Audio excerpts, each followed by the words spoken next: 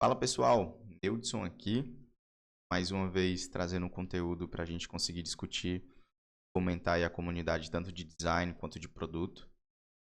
Hoje eu venho falar sobre um cenário legal que eu venho estudando há um tempo, que é plataformas no code, que nos auxiliam aí no dia a dia, fazendo a validação de piloto, e aí a gente conseguindo migrar passando por todos os steps, né, de um produto digital, antes mesmo de torná-lo algo escalável. Passa pelo piloto, MVP e enfim. Eu acho que é uma plataforma são plataformas muito boas para a gente conseguir testar nossas ideias, fazer validações de alto nível. E hoje eu venho trazendo aqui realmente quais são os benefícios de utilizá-las dentro do processo de produto digital.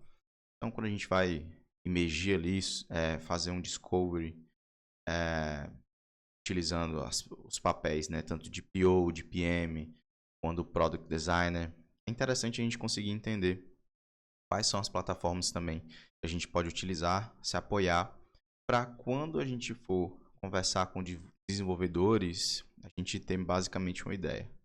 Não estou excluindo desenvolvedores nesse momento, tá? É mais para que a gente consiga ter a oportunidade de escalar de forma muito mais rápida. Eu vou falar aqui um pouco sobre os benefícios também e sobre alguns impedimentos.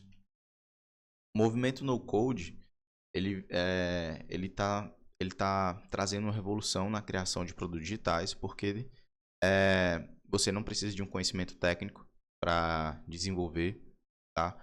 E as interfaces estão cada vez mais intuitivas e já pré-configuradas. Com o avanço aí da inteligência artificial, essas plataformas estão conseguindo aí já dar um apoio muito grande, tá, às pessoas que estão aderindo esse movimento para diminuir a curva de aprendizado. As principais ferramentas hoje são essas. Então, a gente tem o Webflow, Bubble, Adalo, Zapier, Integromate, Firebase, Backendless, o Figma com alguns plugins no code, o Framer. Os benefícios principais que a gente consegue observar ao emergir dentro desse cenário é a aceleração do desenvolvimento de MVPs. Então, você consegue, de forma muito rápida e prática, fazer o desenvolvimento de um MVP. E isso, cara, dentro de um processo de produto é super importante, porque no final das contas você consegue testar rápido e ter um aprendizado absurdo. Você consegue ter uma redução de custo também. Então, quando a gente fala tempo de desenvolvimento, a gente está falando sobre as três personas, podemos dizer assim. A pessoa de produto, a pessoa de design e a pessoa de desenvolvimento. Então, quando a gente coloca essas três áreas em conjunto, a gente fala sobre o desenvolvimento de um produto digital, por exemplo. Porque um vai mitigar cada sua área e aí o tripé ele fica ele é sustentável, né? Podemos dizer assim. E quando a gente fala sobre redução de custo é muito isso. Tempo é dinheiro, então se a gente consegue reduzir o tempo de desenvolvimento, o tempo de quebrar a cabeça ali de design, ou então tempo de regra de negócio, a gente consegue entender se é necessário fazer até a pivotagem, né? Podemos dizer assim. Empoderamento do time multidisciplinares, então você acaba nivelando muito o conhecimento das pessoas, o conhecimento que acaba você assim trazendo mais pontos de discussões durante um refinamento, por exemplo. Prototipagem alta de forma rápida, então é muito bom ter bibliotecas já disponíveis que você ali mexendo com quebra-cabeça já modela algum material para fazer teste com o usuário e também a escala. Aqui eu trouxe alguns exemplos. A gente tem um Céu de Montanhas.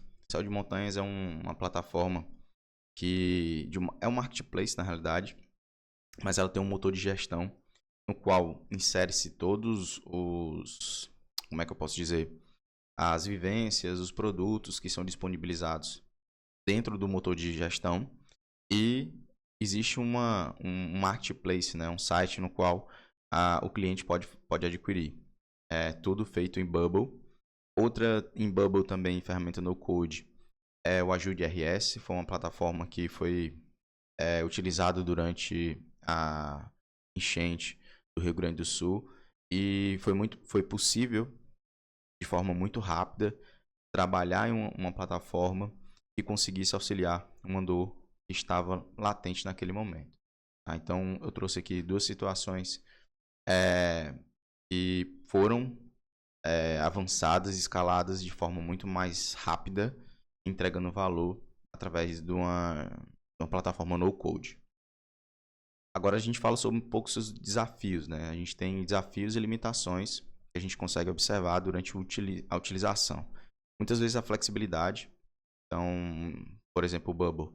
A gente consegue entender que eu não consigo tirar meu código-fonte de lá. Basicamente o core business deles, né? Então você consegue desenvolver tudo, mas eu não consigo exportar para colocar dentro de um outro cenário. Então nesse caso é interessante utilizar de forma estratégica as ferramentas, porque você tem um limite, né? Embora eu estivesse falando em escala no outro slide, aqui a escalabilidade também é um problema.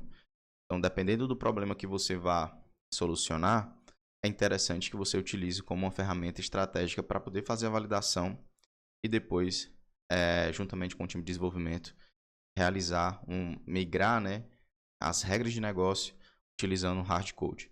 Tá? Então, a personalização, embora tenhamos bibliotecas, mas é interessante frisar aqui que pessoas que não têm o conhecimento em HTML, CSS, pode encontrar algumas barreiras na curva de aprendizado. Tá? Não quer dizer que a gente não seja intuitivo. É intuitivo, mas precisa de uma curva de aprendizado para superar os desafios. A questão da integração. Hoje, eu coloquei aqui que é um desafio por conta da documentação, tá? Não que seja impossível integrar. A grande parte das ferramentas hoje tem API liberadas para poder fazer integração, então é mais um desafio e não um impeditivo. A manutenção. Aí a gente precisa de pessoas que tenham conhecimento na plataforma. Então, acaba que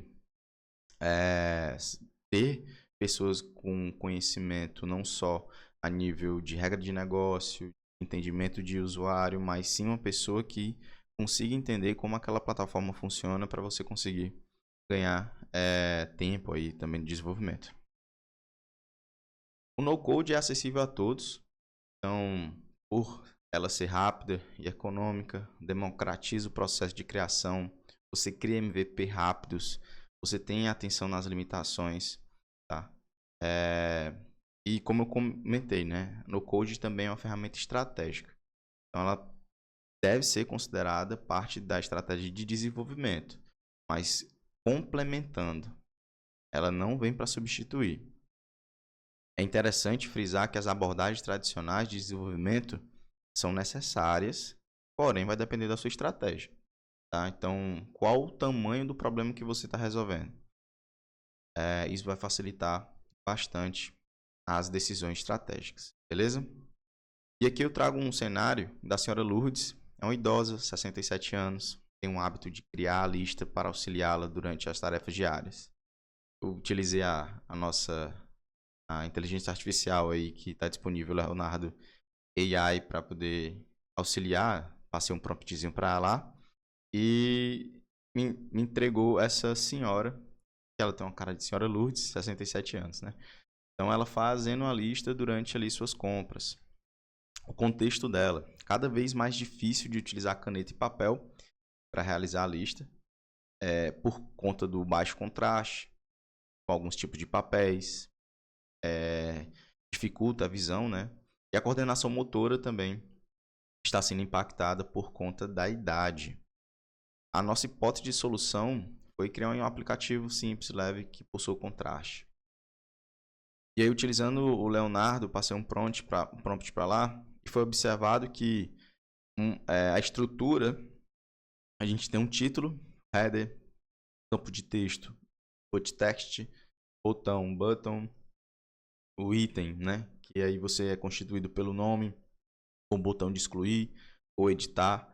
É basicamente um to-do list que tem uma cara simples, que, assim, eu acho que qualquer plataforma que consiga trabalhar, ela vai ter basicamente essa estrutura, mas eu utilizei o Leonardo apenas para contextualizar um pouco melhor aqui, mas também para me dar ideias, né? Para eu não ter que ficar fazendo benchmark e tudo mais. Aqui tem basicamente se você acessar, vai estar disponível essa aplicação. Foi basicamente, eu fiz aqui, eu acho que em 25 minutos, mais ou menos, porque eu tive que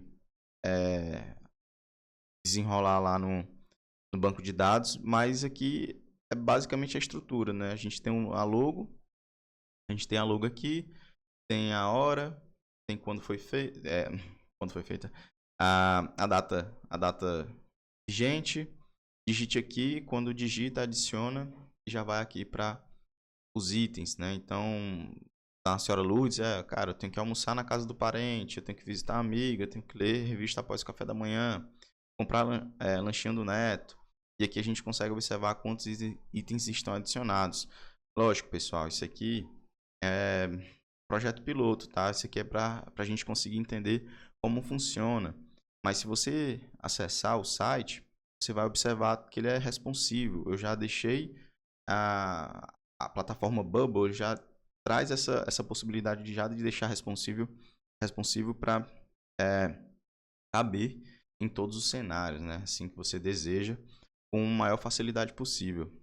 Aqui tem um ponto interessante, porque assim, o Neutron é designer. Aqui foi uma estratégia de validação de ferramenta, tá? Eu entendi, assim, eu dei um contexto para vocês, entendi como é que era a estrutura e fiz o teste de validação de ferramenta. Interessante aqui que, cara, se a gente pegar isso aqui, ele já está funcionando. Se a gente for atrás da dona Lourdes ou pessoas que têm um perfil similar, já dá para fazer um teste, colher feedback. A gente consegue entender o que precisa de um modal, que aqui pode estar chamando muita atenção. Estão N fatores de melhorias. Mas, assim, cada momento no seu momento. Então, é interessante já ter uma possibilidade de fazer um teste com os usuários, pegar feedback, voltar para a casinha, fazer todo o desenvolvimento e dar um retorno, do que ficar, tipo, aprimorando tudo sem realizar um teste. Com certeza, eu aprenderia muito mais rápido conversando com a senhora Lourdes ou perfil de pessoas similares, utilizando uma ferramenta dessa e pegando o feedback dela. Pode ser que o contexto que eu dei, pode ser que esteja totalmente enviesado por achar alguma coisa. Então é interessante a gente ter pelo menos um protótipo em alto nível para poder fazer a validação com os usuários, tá? E aí eu fico com dúvida, né? Então eu trago isso aqui para você, tá? Como você acha que o uso de uma ferramenta no code, de uma plataforma no code, pode impactar a colaboração entre o design e desenvolvedores do seu time? Então, eu trago uma introdução sobre o que é a ferramenta no code, falo como na visão de designer, visão de quem está ali na ponta, né? Testando, fazendo a validação de ideias e tudo mais, como essa ferramenta pode poder auxiliar, e trago essa questão da dúvida, né? Então, fala aí, ou então traz para o teu time sobre o nível de conhecimento que um design possa ter a ferramenta no code. Na minha visão, aí vou dar uma opinião minha aqui, né?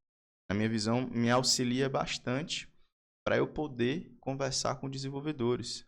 Ter o conhecimento técnico não me faz ser um desenvolvedor, mas sim habilita a possibilidade de eu sentar na mesa, conversar com eles, entender quais são as limitações que eu tenho, e quais são as medidas no desenvolvimento de uma tela, de um protótipo, de um layout que eu tenho que ter para que seja viável tecnicamente. Então, a gente acaba entendendo realmente o cenário do desenvolvimento, tá bom? No mais é isso. Eu sou o Neudson, eu agradeço pela sua atenção. E eu trago uma frase aqui que eu amo, gosto e aproveito o design para escalar ideias. Beleza? Até a próxima. Tchau, tchau.